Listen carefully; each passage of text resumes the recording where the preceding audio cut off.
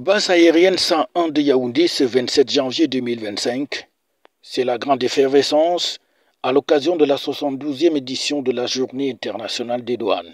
L'événement rassemble du beau monde sous le patronage du ministre des Finances et en présence d'autres membres du gouvernement, des personnalités et des familles, amis et connaissances des promus du jour. Fongot Edwin Nouvaga, le directeur général des douanes, présente un bilan 2024 au sein de l'administration qu'il dirige. En matière fiscale, la Direction générale des douanes est continuellement bien positionnée sur les sentiers de l'efficacité et les performances remarquables réalisées au cours de l'année 2024, malgré un environnement économique mondial particulièrement difficile, celui-ci si bien.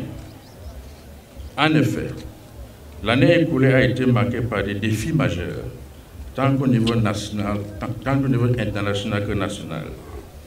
Les perturbations mondiales, telles que les conflits géopolitiques et les chocs économiques en particulier, les attaques contre les navires en mer Rouge ont provoqué les perturbations des voies maritimes, entraînant des déviations coûteuses et des retards dans les échanges commerciaux. Ces incidents ont non seulement augmenté les coûts de transport, mais ont également perturbé les chaînes d'approvisionnement, affectant la livraison des marchandises et la production dans divers secteurs économiques. En parallèle, au niveau national, le gouvernement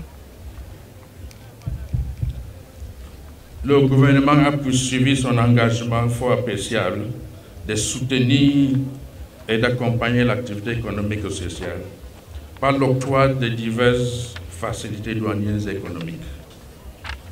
Malgré ces contraintes, la Direction générale des douanes a une fois de plus démontré sa résilience et sa capacité d'adaptation. Pour la dernière année consécutive, nous avons franchi la barre symbolique de 1 000 milliards de recettes avec une mobilisation des recettes budgétaires de 1 055,9 milliards, soit un taux de réalisation de 96,5% par rapport à l'objectif révisé ambitieux de 1 094,9 milliards. Ces résultats représentent une augmentation de 33,3 milliards par rapport aux 1022,6 milliards mobilisés au cours de l'exercice 2023. Ceci traduit notre capacité à maintenir une trajectoire ascendante dans un contexte complexe. Ces performances, fruit de l'engagement de la compétence de Gabelou, traduisent également la détermination de la Direction générale des douanes à contribuer au développement économique et social du pays. Cependant, il sera incomplet de ne pas souligner le rôle crucial joué par notre hiérarchie dans l'atteinte de ces résultats, en particulier celui de M. le ministre des Finances, dont l'accompagnement a été crucial. La douane qui accomplit d'ailleurs bien ses missions économiques et sécuritaires, d'où la même satisfaction exprimée par la tutelle, le ministre des Finances, qui félicite donc la DGD. L'Organisation mondiale des douanes a toujours un thème chaque année. Et cette année, le thème a surtout tourné autour du professionnalisme. Et la douane, qu'est-ce que la douane fait dans ce sens? La douane, vous connaissez les missions de la douane. Il y a d'abord des missions fiscales, recouvrer des recettes publiques. Il y a également des missions de protection du territoire national et de l'économie nationale. En matière de fiscale, la douane, depuis un certain temps, vous l'avez suivi dans les discours, a franchi la barre de 1 000 milliards de francs CFA, ce qui est beaucoup. Et nous les en félicitons. Je ne vais pas entrer dans les détails. Et même en matière de sécurité, sécurisation du territoire, la douane a fait pas mal de saisies. Et j'ai rappelé dernièrement que, alors que des contrées, des tribus dans la région de l'extrême nord étaient en bagarre entre elles, la douane a pu saisir des camions avec des centaines de machettes.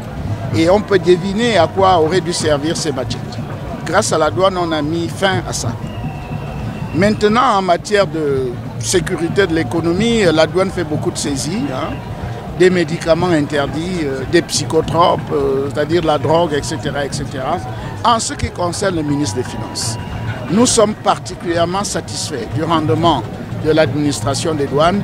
Nous les encourageons, nous allons continuer de les encourager parce que le chef d'État lui-même attend beaucoup de la douane.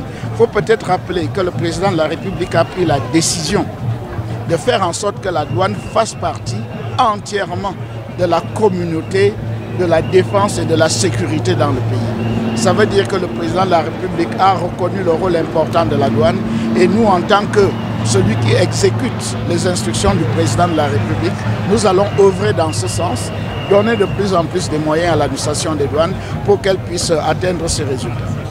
C'est donc une douane qui concrétise ses engagements avec efficacité, de sécurité et de prospérité. Le thème choisi cette année par l'OMD, l'Organisation mondiale des douanes, pour la célébration de cette journée. Une journée de lauriers. Tout d'abord les certificats décernés par l'OMD justement, mais aussi des distinctions honorifiques dans l'ordre du mérite camerounais et l'ordre national de la valeur. Et parmi les récipiendaires, le directeur général des douanes fait commandeur de l'ordre national de la valeur. Au nom du président de la République et en vertu des pouvoirs qui nous sont conférés, nous vous élevons au grade de commandeur de l'ordre de la valeur. Comment oublier les nombreuses épaulettes et galons décernés aux hommes et femmes des Gaboulous qui méritent leur promotion avec beaucoup de satisfaction. Je me sens hyper contente, très contente. Ma famille m'a assistée, mon mari, mes parents, mes soeurs, mes frères, mes amis. Oula, rien à dire. Alhamdulillah, Masha'Allah. Je remercie le Dieu Tout-Puissant. Merci pour tout.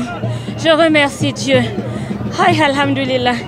La cérémonie se referme par un défilé militaire, mais aussi une visite des stands des exposants et partenaires de la douane camerounaise. FH News, votre télévision.